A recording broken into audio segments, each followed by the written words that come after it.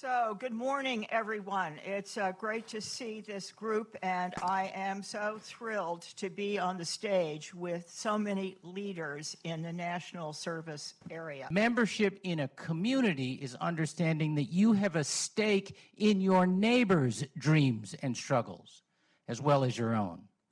That we are about common cause and common destiny. I support national service because we don't know each other, because our sense of national community is frayed and in some ways is unraveling. It's in my military experience, especially in Afghanistan, where I learned the power of what happens when Americans from all walks of life join together to tackle shared problems. It's the powerful connective tissue that occurs when you share a foxhole with your fellow Americans. We learn to trust in each other, and we learn to trust in the institution that sent us to man the foxhole in the first place. If you've been to a Habitat for Humanity worksite or a AmeriCorps classroom, you're seeing that same connective tissue. Different type of foxhole, but same connective tissue. My national service experience transformed my personal relationship with my community, with my country, with my own sense of my own citizenship. But to be a candidate on the campaign trail in 2018 was to have a front row ticket to the divides, the tearing apart of our civic fabrics, along socioeconomic, political, religious divides. And it was a glimpse into a very dystopian future, which will be our country, if we don't invest in solutions that unite us.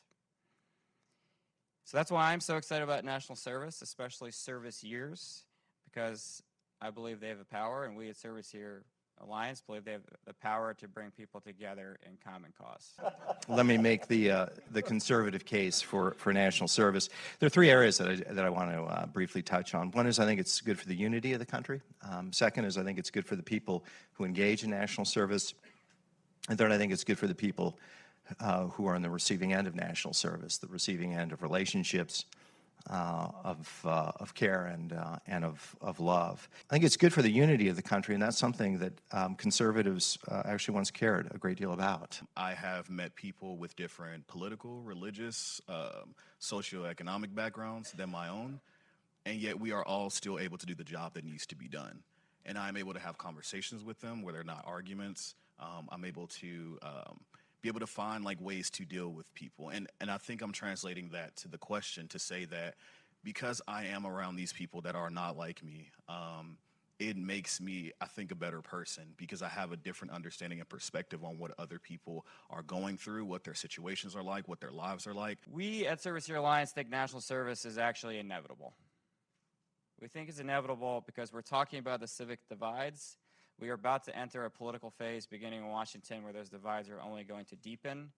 We think at some point as these divides get deeper and deeper and that our fabric is continued to be torn apart, that we're going to have leaders grasping for solutions to help bring us back together, to unify us.